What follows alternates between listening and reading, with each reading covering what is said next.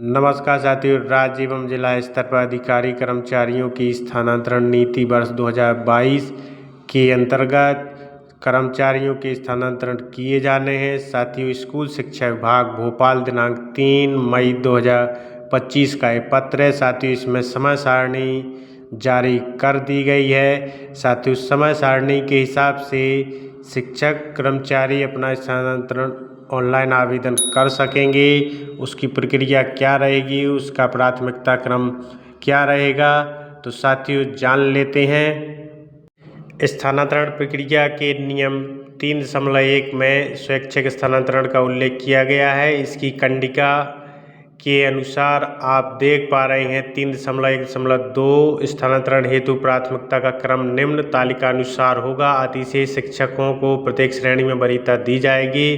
तो साथियों, वरीयता क्रम क्या रहेगा? महिला पुरुष स्थानांतरण सत्र से पहले सत्र की वार्षिक परीक्षा में कक्षा 10वीं की बोर्ड परीक्षा में 100% परीक्षा परिणाम लाने वाले विद्यालयों में पदस्थ प्राचार्य एवं समस्त शैक्षणिक अमला। तो साथियों, रिजल्ट इसका प्रमुख आधार रहेगा और जिसका रिजल्ट अच्छा रहेगा उन्हें स्थानांतरण में वरीयता सबसे पहले दी गई है। दूसरा है महिला वर्ग, स्वयं अथवा परिवार के सदस्य गंभीर बीमारी से पीड़ित हो तो इसको द्वितीय वरीयता मिलेगी। पुरुष वर्ग है, अगर वो गंभीर बीमारी से पीड़ित हैं तो उन्हें तृतीय वरीयता के हिसाब से उनको स्थानांतरण में मौका मिलेगा। इसके बाद महिला पुरुष विवाह के कारण पति पत्नी के निवास अथवा कार्य स्थानांतरण पर स्थानांतरण किया जाना है। तो अगर पति पत्नी यदि शिक्षक हैं तो उनको वरीयता क्रम में चौथे क्रम पर रखा गया है। इसके बाद साथियों, महिला वर्ग निःशक्त श्रेणी रहेगा, पुरुष वर्ग निःशक्त श्रेणी। तो इस प्रकार से आप देख सकते हैं क्रमशः 17 प्रकार के वर्ग बनाए गए हैं जिनके आधार पर स्थानांतरण किया जा सकेगा। तो इस तरीके से साथियों, जो जिस कैटेगरी का होगा उसी कैटेगरी के हिसाब से उसको वरीयता दी जाएगी। साथियों, इसमें आप देख सकते हैं पुरुष वर्ग 17वें स्थान पर, एक से अधिक आवेदक होने पर वरिष्ठ शिक्षक को वरीयता दी जाएगी। तो इस तरीके से वरीयता क्रम रखा गया है। साथियों, अब जान लेते हैं इसकी प्रक्रिया कैसे रहेगी। तो कंडिका 3.1.3 में के अनुसार स्वैच्छिक स्थानांतरण हेतु संबंधित लोक सेवक द्वारा अपनी यूनिक आईडी पासवर्ड के माध्यम से एजुकेशन पोर्टल पर लॉगिन कर अपना आवेदन करना पड़ेगा। इसके बाद आवेदन का प्रिंट निकाल कर उस पर हस्ताक्षर कर अपलोड करना होगा। स्थानांतरण आवेदन में दी गई जानकारी की सत्यता संबंधी घोषणा भी भरा जाएगा और पात्र आवेदकों को, जैसा कि अभी बताया गया है, वरीयता के आधार पर उनकी चॉइस की गई संस्था में उपलब्ध अनुसार रिक्त पद पर बगैर मानवीय हस्तक्षेप के स्थानांतरण किया जा सकेगा। स्वैच्छिक रूप से पारस्परिक स्थानांतरण भी ऑनलाइन हो सकेंगे। इसके लिए समान पद और समान विषय होना अनिवार्य है। तो साथियों, जो म्यूचुअल ट्रांसफ़र होंगे उसके लिए समान पद एवं समान विषय होना अनिवार्य होगा।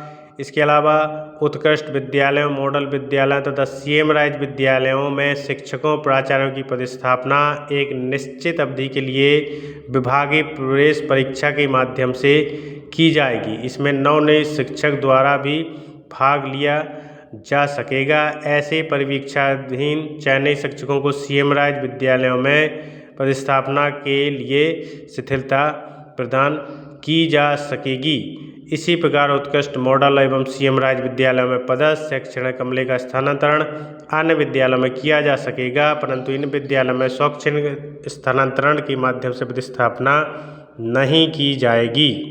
साथियों, अतिशेष शिक्षकों का चिन्हांकन एवं स्थानांतरण किस प्रकार से रहेगा? इसकी कंडिका 3.2.1 उपयुक्त कंडिका में वर्णित मापदंडों के आधार पर विभिन्न शैक्षणिक संस्थाओं में संख्या विषयमान से जैसी भी स्थिति हो अतिशेष शिक्षकों का चिन्हांकन किया जाएगा। संस्था विशेष में कार्यरत अतिशेष शिक्षक एजुकेशन पोर्टल पर प्रदर्शित होंगे। तो साथियों, एजुकेशन पोर्टल के माध्यम से अतिशेष शिक्षक प्रदर्शित होंगे। इसके बाद संख्या अथवा विषयमान से जैसी भी स्थिति हो अतिशेष शिक्षकों का चिन्हांकन पदस्थ संस्था में उनकी कार्यरत सेवाविधि के आधार पर वरिष्ठता क्रम में किया जाएगा। इसका तात्पर्य यह है कि जो शिक्षक वर्तमान पदस्थापना वाली संस्था में सबसे ज़्यादा समय से कार्यरत है वे अतिशेष की श्रेणी में चिन्हित होंगे। तो जो सबसे सीनियर रहेगा उस शिक्षक को अतिशेष माना जाएगा। अतिशेष शिक्षक भी अन्य शिक्षकों की भांति ऑनलाइन स्वैच्छिक स्थानांतरण प्रक्रिया में भाग ले सकेंगे।